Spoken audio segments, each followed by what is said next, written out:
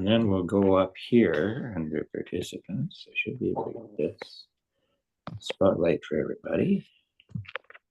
Good. Okay, so this is the Prince Nymph. And what I've got here is a size, what did I say, size 10, because it allows you to see what's going on. A size 10 2XL nymph hook, wet fly hook, with a brass or gold bead on it.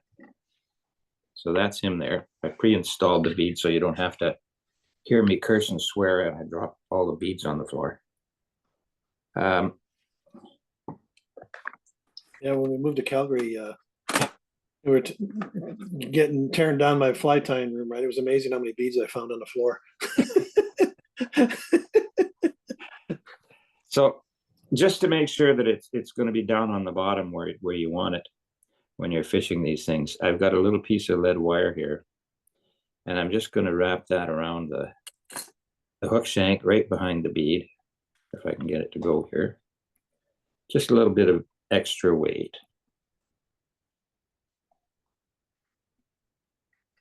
And jam that up close to the bead. Not quite under the bead, but a little close to it. And then I'll take my tying thread, which in this case, for the pattern size, I could get by with 6/0, but I'm going to use 8/0. This makes life a little easier in a couple of spots. And I'll start the thread right behind the bead and come down here and then just go over top of the lead wire just to make sure it's going to stay where I want it, partly mid-shank. I'll get that there. And then I'm going to, that just cinches everything down, so it's not going to go anywhere. Then I'm going to take and just tie that off for a minute. Now, what wasn't in the pattern is the secret that I'm going to show you, which we found through experiment on the Red Deer River, is probably made about I'd say a 30 to 40% difference in performance, is a little bit of bright orange thread attached to the back of the hook. And so this is the secret to the fly. You're doing a hot spot then. And just run that right down to round the corner of the bend of the hook. And then wrap that back up to where the barb is, and then I'll tie that off.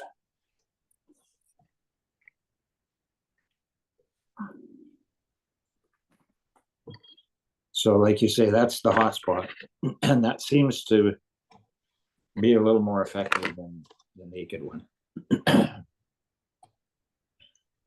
My thread back in.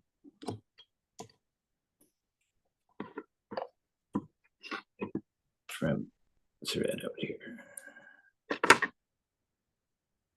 All right, so bring the thread right back down to where the barb of the hook used to be. So now I've got my little orange hot spot. And I'm going to have a really fine wire rib on this. And the reason for the fine wire rib is just body of Peacock Herl tends to get toothed, and it will sometimes unravel on you. So I'm going to put a little bit of very fine copper wire down over that again, right back to where the barb used to be, and I'll put that wire on the far side of the hook for the time being. The next thing is the key part of this fly is the Biots. So this is a Goose Biot. which is the short feather off the side of a goose primary flight feather. It's the short side. And they come in a variety of different colors. I've got one here that's sort of a light tan. And I'll take the each individual biot off, this pointy little bit. I'll take one off and I'll set it down on top of the hook, just about where that wire is. Let's just get the wire out of the way here.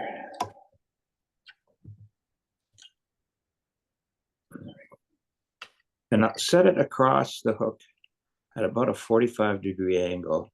And I want it to stick out about gap length past the tie-in point, maybe a little less than gap length behind the bend of the hook.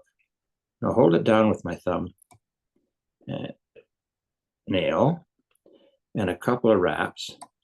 And you'll see now that it's sitting there at an angle crosswise to the hook.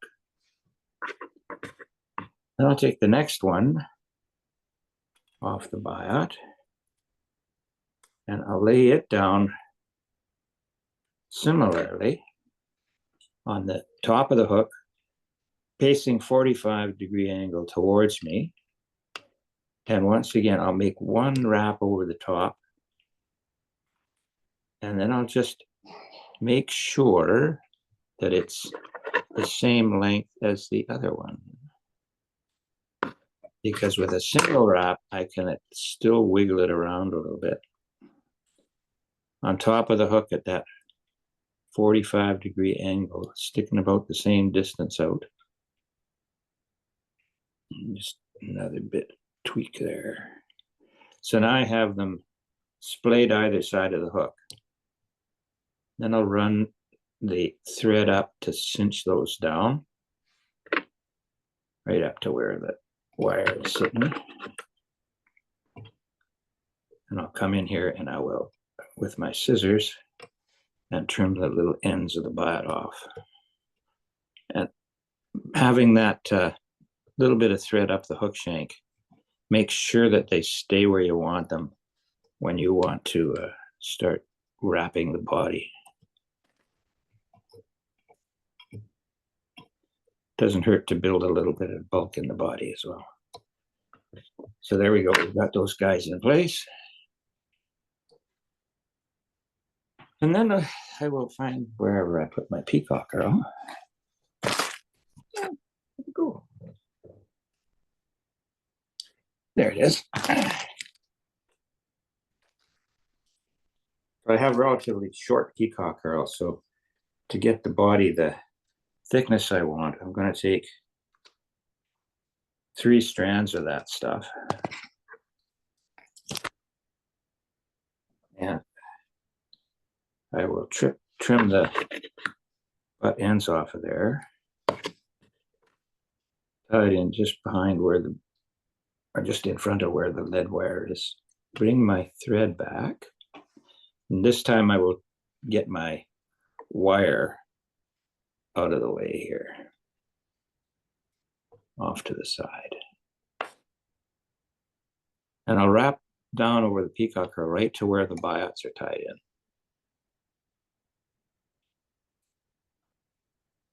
Then I'll wrap my thread a couple of turns around, or the peacock Herl a couple of turns around the thread. And then hold that there and I will wrap the body right from the start of the tail, and I'll wrap that up the shank of the hook all the way up past where I have the wire, the lead wire in. And by doing this, the thread reinforces the peacock Herl so that it doesn't come undone. And I'll leave just a little gap between the bead and where the peacock Herl ends.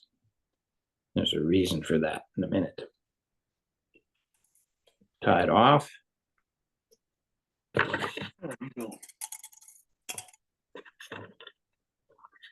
And then I take my wire and I'm going to fine wrap 4 or 5 wraps, 3 or 4 wraps up through the body of the fly. And that's counter wrapped. Again, this crosses over the over the strand of Peacock Herl and the thread. And as a result, if a fish gets his nasty little tooth in there, he's not going to unwind your Peacock Herl on you.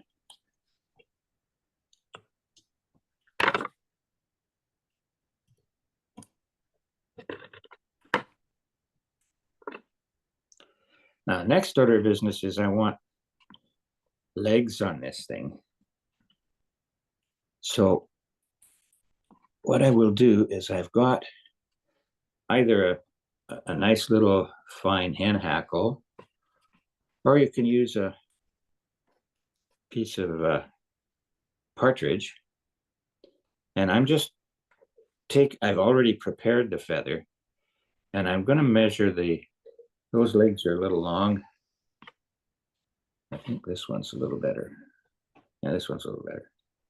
So I want the legs to be about shank length. And I've stripped all the fluff off and the legs off that are longer than that shank length. And I'll stroke it backwards here, like that. I'll turn it so that the curve faces away from me, upside down. And where that little V is, I will lay that down right behind the bead. And I will tie it in so that that little bit sticks to the front. Wrap in front of it just to get it cinched in there, because I don't want it to pull out when I start wrapping the legs. I come in here and just trim the tip out. Take my hackle pliers, grab the stem. So this is your typical folded wet hackle technique. So I will fold the hackle around the stem and wrap it down like that, and continually stroke that hackle back so that it becomes a wet fly hackle well behind the bead. There you go. When I get that done, I will hold the stem up and stroke those guys back. That a couple of times in over top, and a couple of wraps in front. And I'll just come in here and gently snip out the stem. Then I'll use my thumb and forefinger to spread the hackle around both sides of the body of the fly, so it's relatively even. And do a couple of wraps that force those bits of hackle back. Then I have another set of biots. These are the white ones. And I will take the same process as I did for the back end of the fly. Take a biot off, and I'll lay it down on top. And I want the biot to extend back on the fly just before the end of where the body is. And I'll hold that in place with my thumbnail. 1, 2 wraps. So you can see it sticking out at that same 45-degree angle. And then I'll take the second biot, and I will do the same thing on the other side. That 45-degree angle, hold it down with my finger. Loose wrap in place. 1 wrap, and then I will adjust it for angle and length to match the other one. So there you go. That's in place. Now wrap that down good and solid. lift them back, wrap in front, and then we'll trim off the excess of those. And then to hide in this little spot where I've got the biots attached, I have a little bit of green dubbing, just a few, shiny green dubbing. And I'll put that on the thread, just a little bit of dubbing here. And I'll wrap that over and hide up the loose ends of the biots with some green dubbing.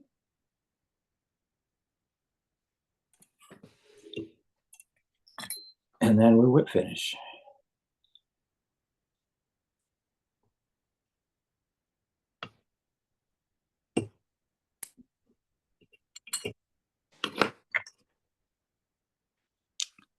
And there you go. There's your Prince Nymph.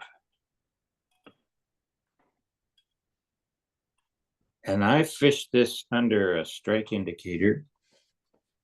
In Alberta, you can use a 2-fly rig, and that works pretty well too, with a nice high floating dry fly and this guy behind. But certainly out here in BC, you're restricted. You cannot use the 2-fly rigs. You end up with a strike indicator and this underneath. And if I'm using a strike indicator, I usually use quite a small indicator, because this is not a particularly heavy fly. And the ones I like are the little round plastic ball that have an eye on them. And they seem to work pretty well. That's the Prince Nymph.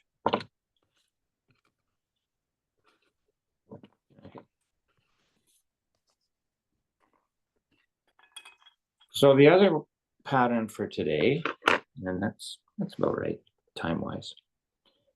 So I don't know what it is about these things, but I think it's a variety of things. Peacock Herl, well, Peacock Herl just works for a lot of things.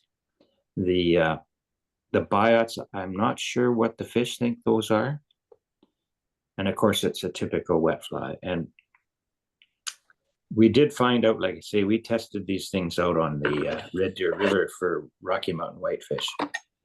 And it wasn't quite 2 to 1, but the red butts seemed to make about a 30% improvement in catch rate. And we could fish one through the same run, and we'd catch a couple of fish, and then you'd put the red butt on, and it was more productive. Don't know what it is, but it does work. So that's that. I now have tied 4 of those, so those 4 are going to go into the next donation box for the new members to the Golden Rods. Okay, so the next one is called a Klinkhammer. This pattern was invented by a guy who used to work for the Dutch military in places like Bosnia. He was their WMD specialist. Anyway, he would take his vacations up in Sweden and fish on the rivers up there. And they would get really nice small dry fly hatches up there. He developed this pattern that floats in the film as an emerging mayfly. And it's a pretty effective pattern. It's very similar to the pattern that one of the guys in the Edmonton Club used to do, which is fished in the film with a parachute hackle. Now, Hans was able to work with, at the time, Partridge of England, and they developed a specific hook for fishing in the film. And I'll show you this one. Unfortunately, I don't have any more of the ones that have a large gap. I've used them all up. But what I have here is a size 18 Klinkhammer hook that Partridge makes. And 18 just refers to the gap. You can see it's bent. The hook is bent if you could find partridge hooks in the size 14 and 12s, I would get those for sure. These make very small mayflies, but you will see that this particular hook has a kink in it. It has this flat part here from the eye back to there, and then it is bent down curved with the hook at the bottom. I'm not going to tie on this one because it's a little tight for you guys to see, but I will show you on the more recently or more readily available ones here in Victoria. And that's a Hanak hook. And you can see it's also labeled Klinkhammer, and you can see the shape of it. It's almost all curved, so that the post and everything is going to go on this short little part of the hook at the top. So I've got one of these guys here, but I've taken the barb off. Oh, that's not it. That's the Klink. That's the partridge hook.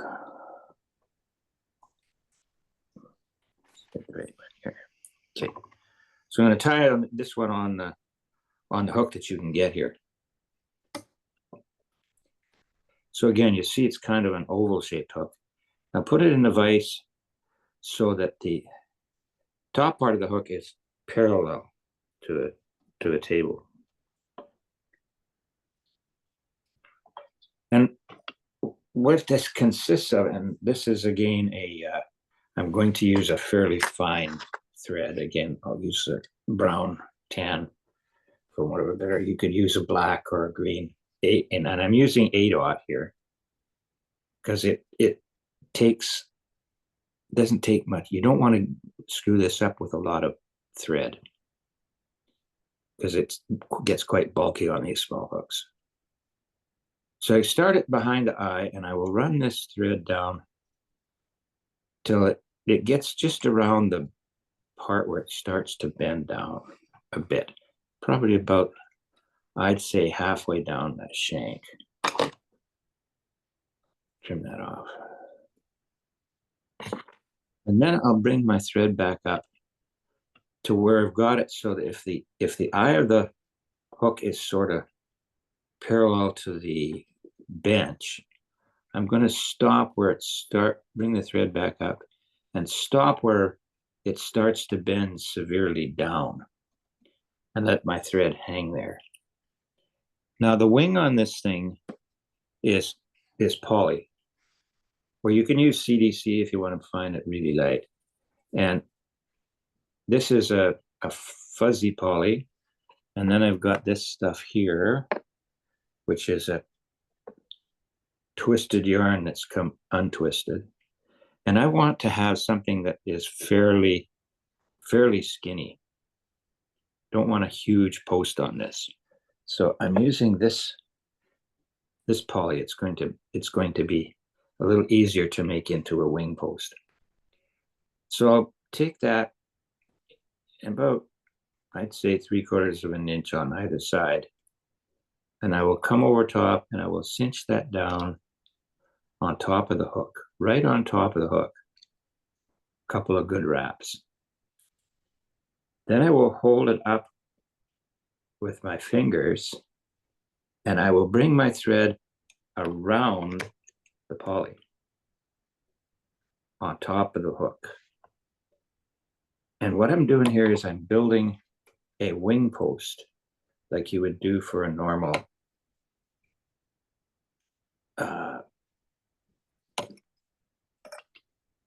fly that has a parachute wing. So it's the parachute wing that is the fundamental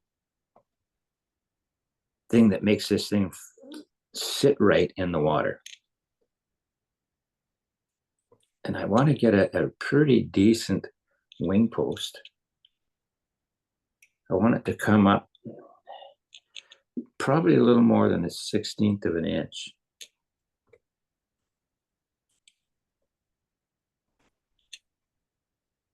There we go. So you can probably see here that I've got a fair bit of wrapping up the poly, about 1/16 of an inch, maybe a little more. And then I'm just going to shorten this up just a bit. It's going to be a little too tough to wrap around. Eventually I'll cut it to a much shorter length, but I just want to get this into a length that I can manage to the ground. Okay, now the next thing is you want a hackle that is going to be wrapped around the post. And what I have here is a grizzly hackle, and I'm going to measure. I want a hackle that's probably at least gap length here. So I've got a really long grizzly hackle that is probably longer than I need. So I'm just going to trim it off here.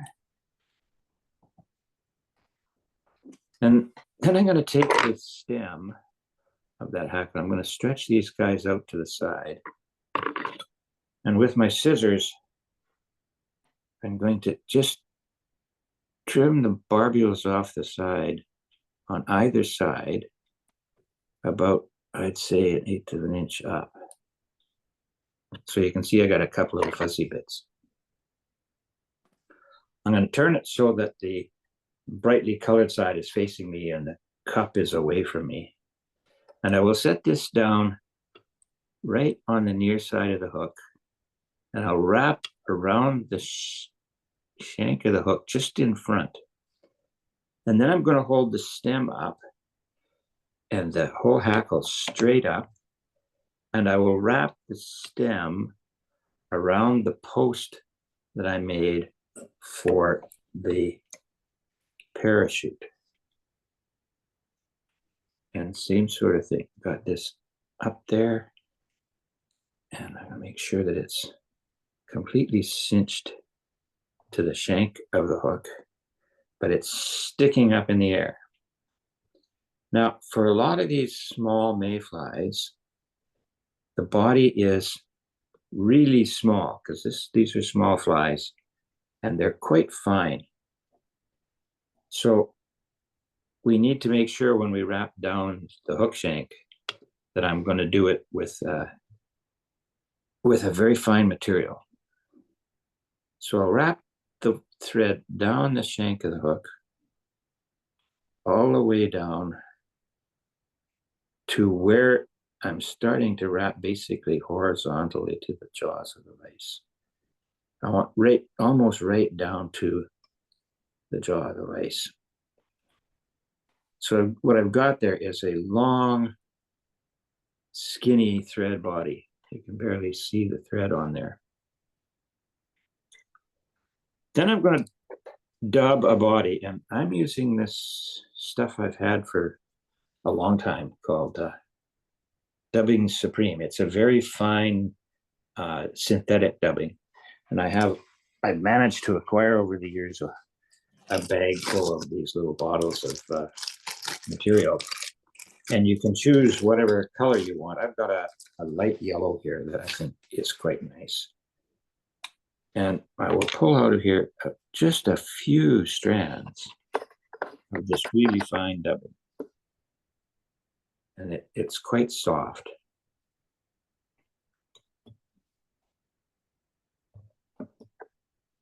And I will just take a little bit of that and I will just twist it on the thread. And I really don't want to use a whole pile. I want to keep that dubbing body, and I want to start it skinnier at the bottom and then gradually get thicker as I go up. So I will wrap around there a few wraps and then start coming forward and try to build a taper here as I come up from the bottom of that wrapping. Just add a little more dubbing here. So you put the tailing on after you put all the dubbing in? Big pardon? You put the tailing in after all Nope, no tailing. Oh, no tailing, okay. Yeah, if there you can use tailing, but that's more like the pattern that one of the guys in Edmonton developed, the RS Quad by Roman Sherba, where he uses a trailing shuck and he puts a little bit of antron down there. Yeah. And but the typical Klinkhammer doesn't. It's just a really skinny, tapered body that's. Oh, okay. Yeah. And then when we get up here, I'm going to wrap a wrap in front of that wing just to stand it up a bit. There we go.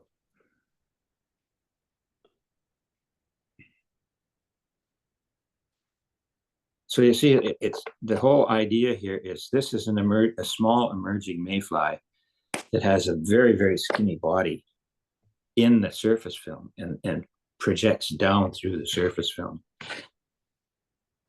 And then to finish it off, I will take a couple of strands of Peacock Herl, and I want the fairly fine parts of this. I don't want to make too much bulk here. I'll go in and I will tie that just in behind the wing, and then come in front of the wing with my thread, and I will take the Peacock Herl and wrap it around the thread a couple of times so that I can then come wrap in front there, and then I will come in behind everything here. Now, come on, get it. What's doing this? I got a little kink there. There we go.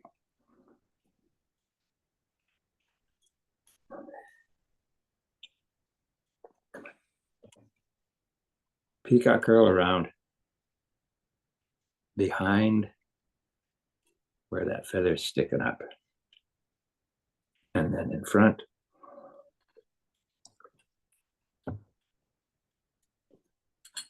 And then another wrap behind. So what we're building here is a bit of a Peacock Herl thorax.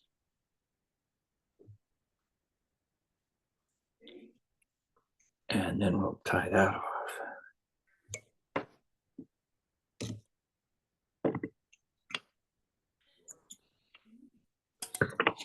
And trim the Peacock Herl.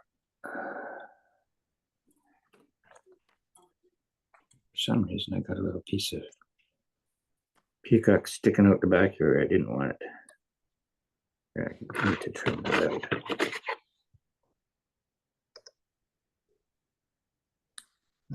And he varies the thorax, right? But pretty much keeps the peacock as he varies the abdomen, not the, and pretty much keeps the peacock as the thorax. Is that right? Not the peacock's the thorax. So you can see we got a bit of a thorax there. That looks good, Dave. And then what we do is we take the hackle and we wind around the post. And the trick with this is that every wrap of hackle has to go under the previous wrap.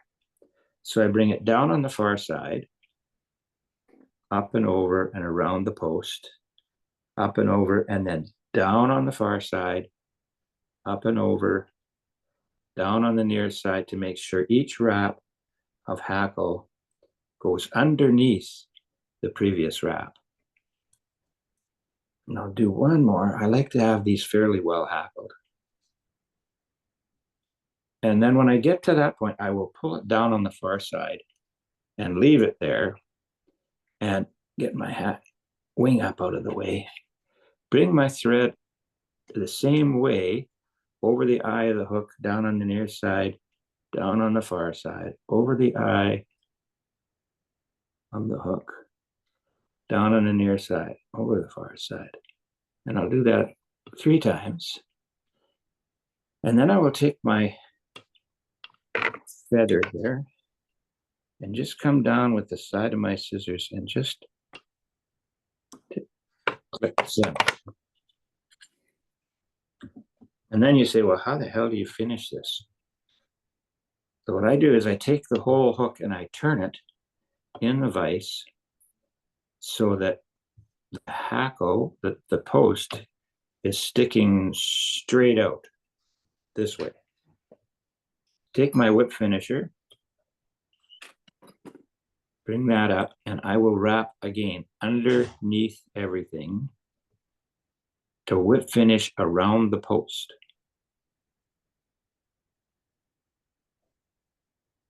Have to miss the eye of the hook.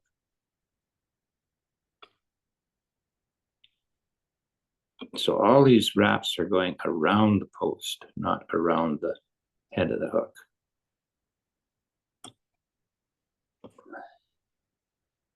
And then pull it up.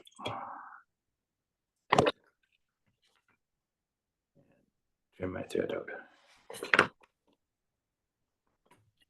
And there you go. There's your Klinkhammer. Now, that post is actually about the right height. You can thin it down or shorten it up a bit if you want. But I find that if the wing post sticks up a little bit, particularly with this poly when it's wet, it causes the fly to land so that the hackle, and there's a little bit sticking out here at the bottom, I want to trim off. I want to make sure that the thorax of the fly sits in the surface film and that the hackle is what supports it on the surface. So you see it's nice and flat on the bottom. A little bit of stuff here I want to get rid of. I'm working with a pretty small fly here, so it can be a little tough getting the places, things in the right place at the time. So what you have now is this long, skinny, emerging body with a parallel hackle that allows it to right on the surface film, and the thorax that represents the thorax of the mayfly, and the wing that stick well above the film. The other thing with a poly, or even with CDC, is a wing. It's really visible, really easy to see. So there you go. That's our friend the Klinkhammer.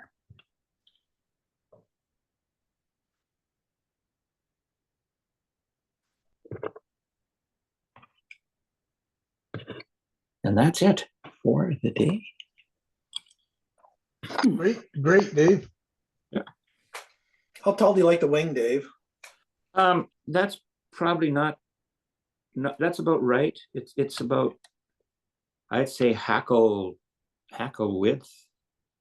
The width of the hackle above the fly. I've tied them with CDC. You can tie them a little longer. And the reason that you might do that is because CDC is so light, it's really hard to post around and hold it in place. So yeah, CDC a little taller makes it easier to grab onto. And that wing is probably, I should have thinned it out a bit. That's a pretty robust wing. You could probably get by with a less robust. So when you're using CDC, do you use one feather or two feathers, or how many? I'd use a couple. Yeah, okay. So there's one with a less poly in it, and it's a shorter wing. That one's a gray body. Yeah, the other way to ensure that your wing is a little stiffer is to wrap also around the stem of the hackle. So build in the stem of the hackle into the post. Well, that's what I do. That's why I had it straight up. Yeah. When I Yeah, put the and post on, that usually does the trick. It does stiffen up the wing a fair bit. yeah. You get 3 or 4 good wraps up the post of hackle stem, and that's why when you're wrapping the hackle, you go underneath each previous wrap, because that makes that gives the stem of the hackle supports the wing as you're wrapping it down underneath each previous wrap. That keeps that wing point straight up. Yeah, and you can do that also the way you turn the hook. Yeah. To whip finish, Yeah, you can turn the hook. Yeah. You can turn the hook before you wrap the hackle, and that's going to be even easier to kind of wrap the hackle without getting it tangled up in the rest of the things. Yeah, I actually Dave, find that thanks very much. I find that process where you go, wrap, pull down on the far side, up over the eye, pull down on the near side, up over the body. As you do that, that forces the hackle wraps under the previous hackle wrap. So you're wrapping them, the hackle wraps, you're wrapping the stem of the hackle from up the post down to the thorax, and that stiffens the wing up. Yeah, I like it, Dave. Yeah, it's a nice fly. So we'll never do the here. Let's get here and I'll get the come on. So what are your favorite colors and your favorite size, Dave? I would say this size is a pretty good size. This is a size 12 in the Hanak hook, Okay. and olive for me for the most part. Okay. Uh, So typically Grizzly Hackle and then olive Yep. body on it. Okay. Yeah. I've never used them all that much, but I've been kind of. well, I got that guy's the Klink book, right? So I'm gonna yeah. give it a go. It's very similar to Roman Cherubin's, Yeah, all there right. are spots Bud? fly. the RS Quad Fly. The difference being it doesn't use the special hook, and it has the trailing shock, which is a little bit of Z-lon. I don't know if you. I don't know if I have. What you use for that is a little bit of Z-lon, which Yeah. is a synthetic, and you just have a few strands that trail off the tag end of the hook. Yeah, it's kind of an Antron kind of thing. Yeah. Yeah, it is, and Flies are awesome. I wish that guy was still around. yeah, it's like the trailing shock on the emerging fly. Yeah, yeah. So it and those Roman developed that pattern for fishing emergers on the crow, primarily on the crow's nest. Yeah, I like the owl pattern. I still tie that. Yeah. Yeah. So there we go, 2 flies. Nice. Good job. Nicely done. Yeah. So next week, I've already sort of got in mind a couple of patterns that I might do. It's early season here, spring, so there's the likelihood of having a early season caddis fly hatch here, the Mother's Day caddis. So if I look here, I love that in the Saskatchewan. yeah. So what I'm going to do here is 2 patterns for that. One is called Nation's Green Sedge. The inventor or the developer is a fellow by the name of Bill Nation. And it's about a size 6. I can show you if that will show up. I've tied his flies before. They're awesome. Yeah, it's like a Grizzly King to some extent, but it's a little more like a wet fly. And Yeah. I like those traditional wets. And then I think what I'll do is a stimulator as well, which is that guy. Mm-hmm. Oh, okay. So then you'll get the nymph or the emerger and the dry fly. And I think that from what I've been reading, that's a pattern that in the history was early season on the Cowichan. Oh, nice. So that'll be next week. Because Florin's away for a couple of weeks here. He's not going to be tying. So how was the goat's toe that you guys tied up? Which? The goat's toe. I think Florin tied it. Yeah. I have not tried that one. So Yeah, that one's pretty good in the lakes in Saskatchewan.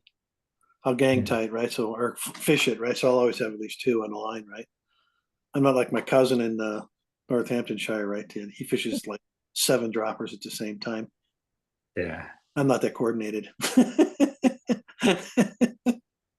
What's your favorite size, Alan? Large, right? Like size 10, 8 to 12. Oh, 8 to that 12. large, okay. Yeah, 8 to 12. But if I was going to pick a size, right, 10.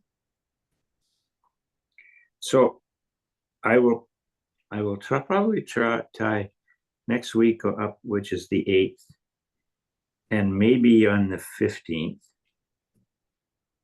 But I won't be tying on the 22nd because that's concert week. So we're in rehearsals for accompanying the Victoria Ballet, singing Carmina Burana.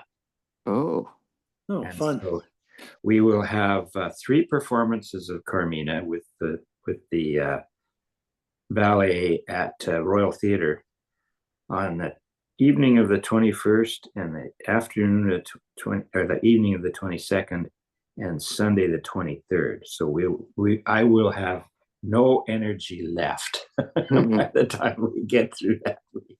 Yeah, I may be able to do the tying on the 22nd. I should be, Yeah. if all goes according to plan, I should be back by then. Yeah. But I'll let you know in time. Yeah, Carmina, I've sung it. I think this will be the fourth. Maybe the fourth time because we sang it with the ballet once before, and I sang it a couple times in Edmonton. And it's for the baritones and basses. There's a good chunk of that is right at the top end of your range, particularly the way that our conductor has done the division this time around. With the baritones are singing some of the tenor two parts, and I can't quite get there. It's a stretch for my voice. I don't have a low enough one to sing the bass two parts, so the bass one parts. It's really a push for parts of it, and it goes lickety split. I have to memorize the text. You can't read the music. You just have to have it in here.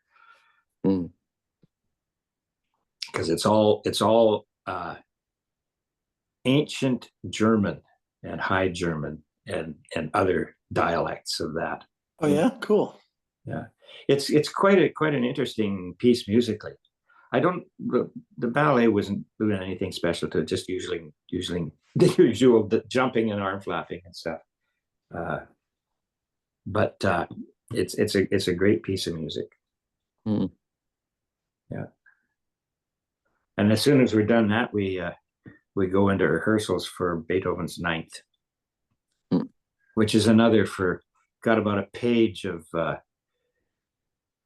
baritone that's right at the top of the range as well. And Beethoven was going deaf when he wrote the Ninth Symphony, and I don't think he knew the stress he was putting on the sopranos because they have a page and a half with at the very top of the treble clef is where all the notes are. And they have to sustain those for a long time. Soprano torture.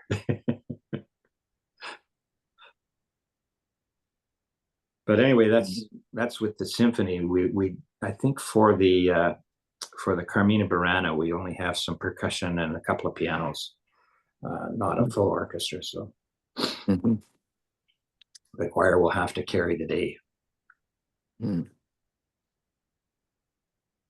Keeps me out of mischief on Tuesday nights, that's for sure. Yeah. Yeah, we've been, because the baritone or the men portion of the baritone and tenor parts are take a lot of work. The last probably 3 rehearsals, we've dismissed the women half an hour early so the men can work on their last movements for the last half hour of rehearsals. So I think we're gonna all have the full rehearsal with everybody the next time around. So good stuff. Well, gentlemen, I'm going to have to go in for my morning coffee. yeah. So we will see you on Tuesday, Dave. Yes, and I'll. Thank you. All right. Take care. Cheers, guys. Yeah, thank you very much, Dave. I'm gonna Yep. stop Thanks, guys. recording. It's great. Dave, great job. Thanks. We'll see you. Night.